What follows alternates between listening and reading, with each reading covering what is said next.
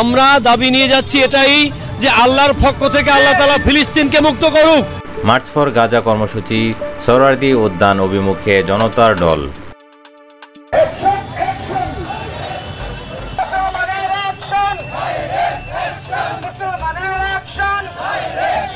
ফিলিস্তিনের প্রতি সমর্থনে বিক্ষোভে ফেটে পড়েছে বাংলাদেশের জনগণ।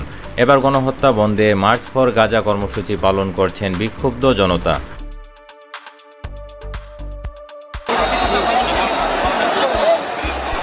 কর্মসূচিতে অংশ নিতে সকাল থেকেই দেশের নানা প্রান্ত থেকে রাজধানীর সোহরাওয়ার্দী উদ্যানে জড়ো হচ্ছেন ছাত্র জনতা।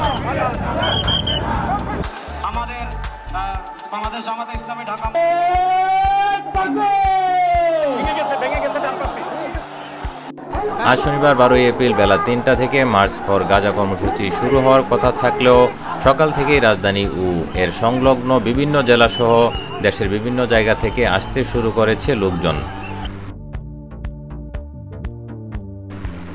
সরেজমিন দেখা যায় সোহরাওয়ার্দী উদ্যানের রমনা কালী মন্দির গেট, টিএসসি সংলগ্ন গেট, রমনা ইঞ্জিনিয়ার্স ইনস্টিটিউট সংলগ্ন গেট দিয়ে কিছুক্ষণ পরপরই মিছিল সহ দলে দলে সমাবেশ স্থলে আসছেন লোকজন।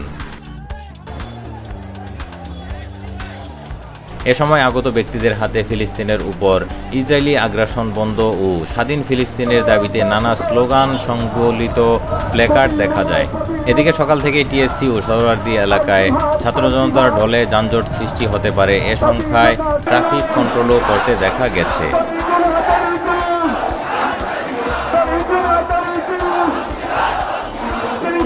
সাধারণ জনতাকে দায়িত্ব নিয়ে ট্রাফিক কন্ট্রোল সহ নিরাপত্তার বিষয়েও তৎপর থাকতে দেখা যায়।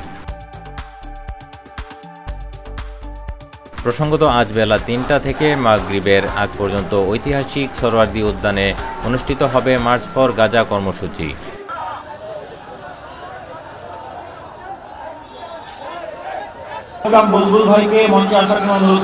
এরই মধ্যে তৈরি করা হয়েছে বিশাল মঞ্চ, সভাস্থলে নেওয়া হয়েছে বিশেষ নিরাপত্তা ব্যবস্থা।